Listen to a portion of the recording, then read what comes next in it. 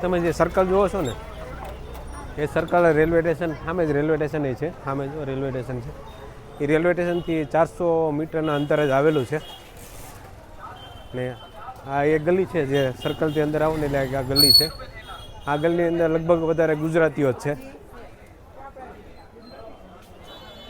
ને હોટલો પણ ગુજરાતીની છે, રહેવાના ધર્મશાળાઓ પણ ગુજરાતીઓની છે.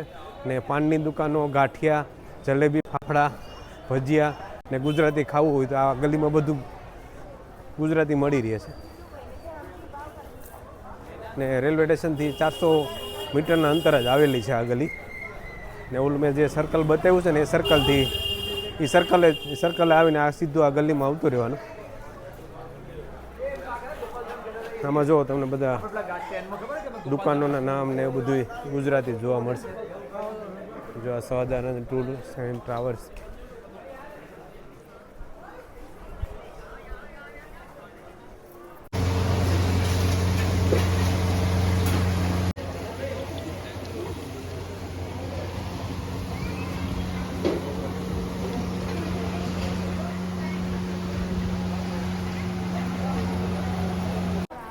બાકી જો સામે છે ને રઘુવંશી ભોજનાલય છે, એ પણ જામનગરવાળાનું છે, વિનોદભાઈનું.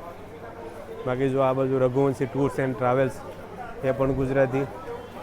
આ ગુજરાતી ભોજનાલય. બીજું આવ્યું છે સુરતવાળા શ્યામ ગુજરાતી ભોજનાલય, ગુજરાતી ધર્મશાળા.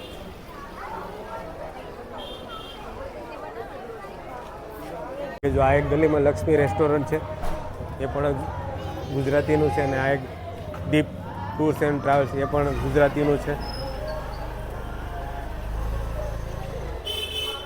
હજુ એક સ્વામિનારાયણ ફરસાણ એન્ડ ફાસ્ટ ફૂડ છે,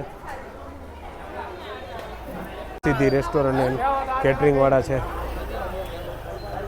પાન માવાના શોખીન હોય એના માટે આ રામપાન રાજકોટવાળાનું છે. અહીં તમને ફાકીને એવું બધું મળી રહે, પાન માવા, વિમલ, ગુટખા, જે કંઈ ખાવું હોય. બાકી આ મારી પાછળ બાપા સીતારામ ભોજનાલય છે, એ પણ ગુજરાતીનું છે. માલધારી રેસ્ટોરન્ટ ભાવનગર વાલે.